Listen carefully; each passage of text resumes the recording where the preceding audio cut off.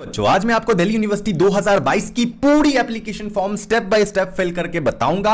And ये application form आपको ध्यान से फिल करनी है, क्योंकि अगर इसमें आपने एक भी गलती करा तो आपकी कॉलेज आपकी फॉर्म रिजेक्ट कर देगी और आपका एडमिशन कैंसिल हो जाएगा। इसीलिए एंड तक देखना है। एंड सबसे बड़ी बात कि आज की ये वीडियो मैं आपको फोन से भर के दिखाऊंगा कि फोन से आप एप्लीकेशन फॉर्म कैसे भर सकते हो, क्योंकि जरूरी नहीं है, मैं ये बात समझ सकता हूं कि बहुत बच्चों के पास लैपटॉप नहीं होगा, पीसी नहीं होगा, लेकिन फोन आपको मोस्टली हर घर में मिल ही जाएगा। एटलीस्ट फोन होगा, जरूरी नहीं है लैपटॉप हो, पीसी हो, क्योंकि मैं जब अपने स्कूल में था तो मेरे पास लैपटॉप नहीं हुआ करता था, तो उस टाइम पे फोन ही काम आया था। अब बहुत बच्चे ऐसे होंगे जिसके पास फोन नहीं होगा, वो कैफे में जाएंगे, या लैपटॉप नहीं होगा, कैफे में जाएंगे, कैफे वाले भैया को बोलेंगे भैया हमारा फॉर्म फिल कर दो। उस केस में कैफे वाले भैया पता नहीं क्या फिल करेंगे अपने हिसाब से, उन्होंने कुछ गलती कर दी तो उसका भुगतान आपको करना पड़ेगा, आपको नतीजा झेलना पड़ेगा, आप टेंशन में जाओगे। उन्होंने पासवर्ड कुछ और लगाई, वो फिर भूल गए, फिर आपको दिक्कत होगा, बहुत तरीके की प्रॉब्लम हो सकती है। इसीलिए मैं आपको सिंपली अपने घर बैठे खुद आप फोन से कैसे फिल कर सको खुद बता रहा हूं, ताकि आप अपनी जिम्मेदारी खुद लो, इंडिपेंडेंटली अपना फॉर्म भरो, आपके किसी के ऊपर डिपेंड ना होना पड़े। चलो वीडियो शुरू करते हैं, बट उससे पहले चैनल को लाइक शेयर सब्सक्राइब करो, अभी करो, बहुत इंपॉर्टेंट वीडियो है। चैनल तुम्हारे भैया की है तो ये भी जरूरी है। Love you. चलो ओके बच्चों, तो सबसे पहले आपको मेरे दिए गए डिस्क्रिप्शन में जो लिंक है उस पर क्लिक करना है, इस वेबसाइट पे चले आना है। ध्यान से देखो, कोई भी चीज़ हड़बड़ा के आपको फिल नहीं करनी है, पहले ही बता रहा हूँ। यहाँ जो भी डिटेल आप इस वेबसाइट में फिल करोगे और एक बार फी पे कर दोगे तो वो दोबारा चेंज नहीं होगा।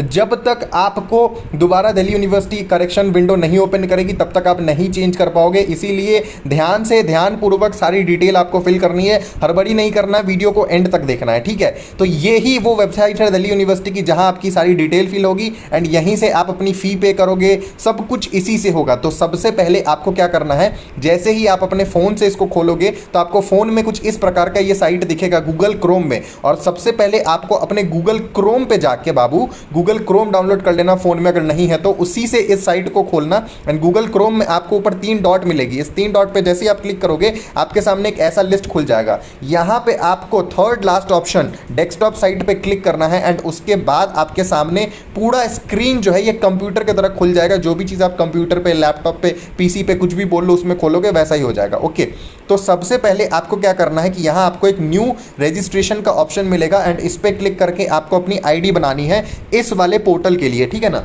तो आईडी बनाने के लिए आपको सीयूईटी के एग्जाम भरते टाइम, सीयूईटी का जब आपने फॉर्म भरा था उसमें जो डिटेल थी वो डिटेल आपको यहाँ फिल करनी है, वो मैं बता देता हूँ। मगर उससे पहले आपको ये साइट में भी कुछ इंपॉर्टेंट चीजें मिलेगी पढ़ने को, इसे पढ़ लेना, ठीक है ना। और सबसे इंपॉर्टेंट चीज जो आपको है, ये 3rd नंबर पॉइंट जो आप पढ़ो, the common seat allocation system 2022 of Delhi university is divided into 3 phases.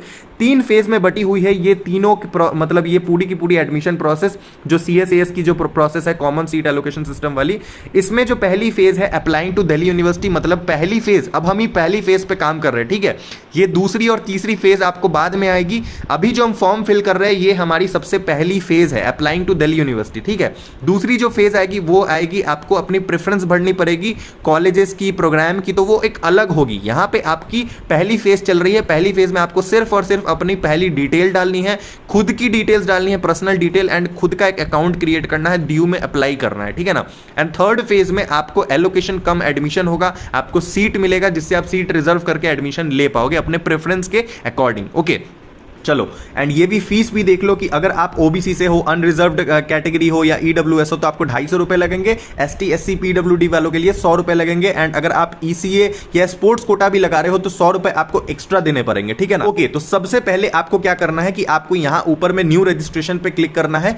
New registration पे क्लिक करने के बाद आपको यहां पे अपनी आईडी क्रिएट करनी है। उसके लिए आपको अपनी कैंडिडेट सीयूईटी एप्लीकेशन नंबर, अपनी सीयूईटी के जो एप्लीकेशन फॉर्म होगी उस फॉर्म में जो एप्लीकेशन नंबर है उसको यहां पे डालना है एंड अपनी डेट ऑफ बर्थ डालना है, और यहां पे आपको कैप्चा वेरीफाई करके अपनी अकाउंट क्रिएट करनी है। जैसे ही इस प्रोसेस को आप आगे कंप्लीट करोगे, अपनी सारी डिटेल भर के एप्लीकेशन नंबर, उसके बाद आपको एक पासवर्ड क्रिएट करने को बोला जाएगा, एंड वो पासवर्ड ध्यान से खोना मत, किसी को देना मत, किसी को शेयर मत करना, एंड सारी चीजें अच्छे से रखना उस पासवर्ड को, आपको बहुत काम आने वाली है आगे भी। ओके, तो फटाफट से इस डिटेल को मैं फिल करता हूं एंड नेक्स्ट स्टेप में आपसे मिलता हूं।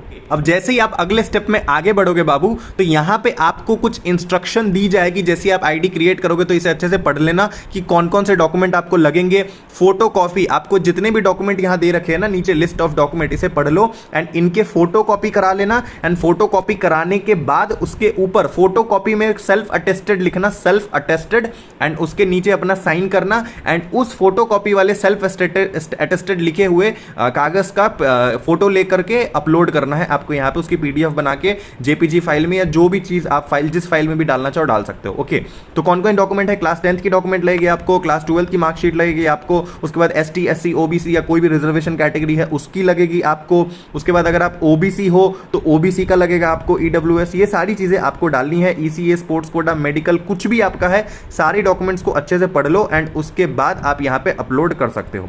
यहाँ पे आपको टिक मार्क मिलेगा, option I have read all the important information पे टिक करके आपको नीचे सबमिट कर देना है। अब जैसे ही आगे कंटिन्यू करोगे इंस्ट्रक्शन पढ़ के, आपके सामने फाइनली इस तरीके का पेज खुलेगा एंड यही वो पेज है जिसमें आपको अपने सारे इंपॉर्टेंट डिटेल्स फिल करने हैं एंड इसी के अकॉर्डिंग आपकी एडमिशन होगी इस साल। तो इसे ध्यानपूर्वक फिल करना, इसमें कोई भी गलती नहीं होनी चाहिए। तो यहाँ पे सबसे पहले आपको नेम ऑफ द कैंडिडेट आपको अपना भरना है। तो नेम ऑफ द कैंडिडेट में यहाँ पे जैसे कुणाल सैनी भर रखा है, ठीक है ना, उस तरीके से आपका जो भी जेंडर है, आपका डेट ऑफ बर्थ है, आपकी कैटेगरी कौन सी है, ओबीसी, एसटी, एससी, जो भी आप हो। मान लो अगर आप ओबीसी के अंदर आते हो तो जैसे इन्होंने ओबीसी क्लिक करा है तो ओबीसी में कौन सी कास्ट के अंदर आते हैं, कौन सी ओबीसी में कौन सा ओबीसी है वो भरना है आपको, अपनी सारी डिटेल भरनी है। उसके बाद आपको अपनी फैमिली डिटेल्स डालनी है, जैसे आपको अपनी मदर्स नेम डालनी है, आपको अपनी फादर्स नेम डालनी है, गार्जियन या फिर अदर जो भी डिटेल है, आइडेंटिटी प्रूफ, ये सारी एक एक डिटेल आपको ध्यान से फिल करनी है। एंड ये सारी चीज़ें ध्यान से देखो, अगर आप किसी पर्टिकुलर चीज़ में अप्लाई कर रहे हो तो यहाँ पे यस नो कर देना। जैसे यहाँ पे आती है एडिशनल इन्फॉर्मेशन में, are you applying for BA honours music, इन्होंने नो कर रखा, अगर आप कर रहे हो तो अप्लाई कर सकते हो। इस तरीके की चीज़ें आपको सारी चीज़ें, एड्रेस वगैरह एक एक चीज़ें ध्यानपूर्वक अपनी फिल करनी है, कोई भी गलती नहीं होना चाहिए। एंड जो सबसे इंपॉर्टेंट है बैंक डिटेल, बाबू बैंक डिटेल ध्यान से भरना, क्योंकि अगर आप कल को कोई कॉलेज से एडमिशन कैंसिल कराते हो फी पे करने के बाद तो यही बैंक डिटेल होगा, यहीं से आपका फी पेमेंट भी होगा जो बैंक डिटेल आप फिल करोगे एंड इसी पे आपका पैसा रिफंड भी आएगा इन केस अगर आप एडमिशन ट्रांसफर या कैंसिल कराते हो कहीं पे भी किसी अदर कॉलेज में एडमिशन लेने के बाद। तो इसको बहुत ध्यानपूर्वक भरना, आपको कोई भी दिक्कत नहीं आनी चाहिए एंड उसके बाद आप सबमिट कर देना एंड उसके बाद आप नेक्स्ट प्रोसेस में पहुंच जाओगे। अब हम बढ़ेंगे अपने दूसरे इंपॉर्टेंट स्टेप में। जब आप अपनी पर्सनल डिटेल फिल कर लोगे उसके बाद आपको यहाँ पे अपनी एग्जामिनेशन डिटेल भरना पड़ेगा कि आपने जो अपनी क्लास 12th की एग्जाम दिया है वो कौन से बोर्ड से दिया है, उसके रिजल्ट की स्टेटस क्या है, क्या वो आ चुकी है, पास्ड है, अवेटेड है या रिवैल्यूएशन के लिए अभी भी अप्लाई कर रखा है, आपकी बोर्ड रोल नंबर क्या है, आपकी ईयर ऑफ पासिंग क्या है, ये डालना पड़ेगा। उसके बाद आपको कुछ एडिशनल डिटेल भी डालनी पड़ेगी कि आपने कौन सा स्कूल लास्ट अटेंड करा था, उसका नाम क्या है, कौन सी मीडियम से आप पढ़ते थे। तो ये सारी डिटेल आपको ध्यान से पढ़नी है एंड ये चीज़ें आपके जो क्लास 12th की बोर्ड की सर्टिफिकेट है उससे मैच करनी चाहिए। कुछ भी उल्टा सीधा मत भरना। जो भी चीज़ें आप अपने क्लास 12th के आपके एडमिट कार्ड पे लिखी है, जब अपनी क्लास 12th की रिजल्ट आई होगी उसमें या फिर एडमिट कार्ड पे, वही सेम चीज़ एक एक चीज़ यहाँ पे डालना। एक भी चीज़ गलत नहीं होनी चाहिए क्योंकि एडमिशन के समय तुम्हारी यही डिटेल को मिलाई जाएगी कॉलेज के द्वारा। अगर इसमें कोई डिफॉल्ट पाया गया तो आपका एडमिशन ऑटोमेटिकली रिजेक्ट कर दिया जाएगा।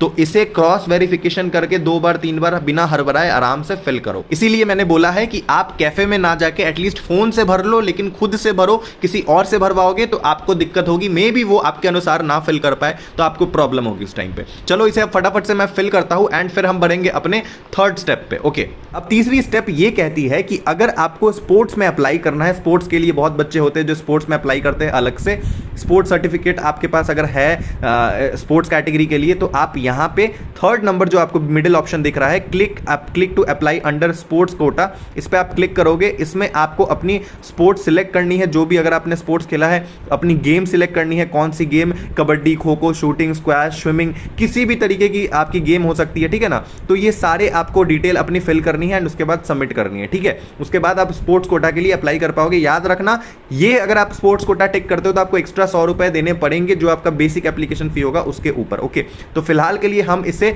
नेक्स्ट कर देते हैं, हमारा नो ही रहने देते हैं, इसे नेक्स्ट करते हैं। एंड नेक्स्ट करने के बाद जब हम आगे बढ़ेंगे तो हमारे पास अगेन ईसीए कैटेगरी के लिए आएगा कि अगर आपको ईसीए कैटेगरी में अप्लाई करना है या नहीं। अगर आपको एक्स्ट्रा करिकुलम कैटेगरी में भी अप्लाई करना है तो आप यहाँ पे click to apply under ECA quota, इस पे क्लिक करोगे एंड ईसीए आप अपना लगाओगे, यस करोगे एंड अपनी ईसीए सिलेक्ट करोगे, कौन सी आपकी एक्स्ट्रा करिकुलम एक्टिविटी है, digital media, fine arts, music, है ना। इन तरीके के किसी भी चीज़ अगर आपके पास ऑलरेडी है, सर्टिफिकेट वगैरह सब कुछ, तो आप इसमें भी अप्लाई कर सकते हो। लेकिन फिलहाल के लिए अगेन हम इसे नो करके आगे बढ़ेंगे।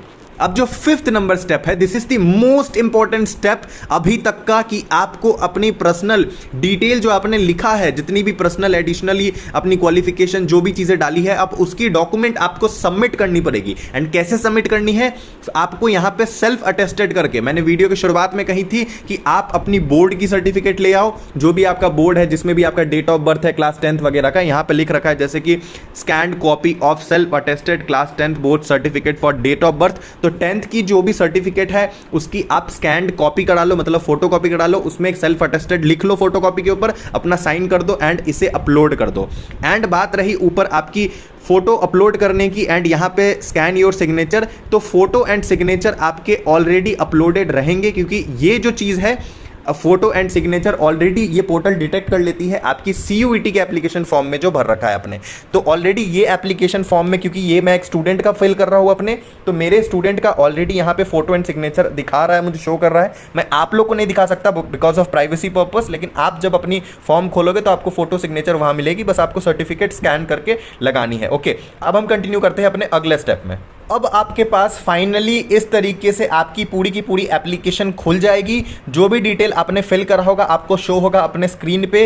इसको आपको फाइनली अच्छे से पढ़ के सिलेक्ट करना है और देख लेना है कि आपने कोई भी गलती करी है या नहीं। मैंने यहाँ पे ब्लर कर रखा है क्योंकि मैं प्राइवेसी रीजन की वजह से किसी का भी ऐसे डिटेल दिखा नहीं सकता हूँ आप लोगों को, लेकिन इस तरीके से आप अपना सारा डिटेल फिल कर सकते हो एंड इसे अच्छे से पढ़ करके अपलोड कर देना है आपको। मतलब यस पे क्लिक करना है, टिक करना है, नेक्स्ट करना है एंड उसके बाद फाइनली आपको 7th मतलब इसके बाद वाली स्टेप में फी पे करना है एंड फी पे करने के बाद आपकी प्रॉपर स्टेप सारी कंप्लीट हो जाएगी। याद रखना, फी पे करने से पहले सारी डिटेल ध्यान से देख लेना, क्योंकि एक बार अगर आपने फी पे कर दी तो वो दोबारा चेंज नहीं होगी, इसीलिए बाद में पछताओ। इससे अच्छा है कि पहले सारी चीजें कर लो एंड इसके बाद आपका पहला फेज CUET का कंप्लीट हो जाएगा। इसके बाद जो नेक्स्ट फेज आएगा उसमें आपको अपनी college preference and course preference डालनी पड़ेगी, तो उसके लिए मैं अलग से वीडियो बना दूंगा। फिलहाल के लिए thank you so much watching this video. अगर आपको वीडियो हेल्पफुल लगी है तो प्लीज हमारे चैनल को सब्सक्राइब करें। मैंने बहुत सिंपल तरीके से आप लोगों को बताने की कोशिश करी है। फोन पे इसलिए बताया है क्योंकि हर एक बच्चा कर पाए, भर पाए अपने फोन से, उसे किसी और पे डिपेंड ना होना पड़े।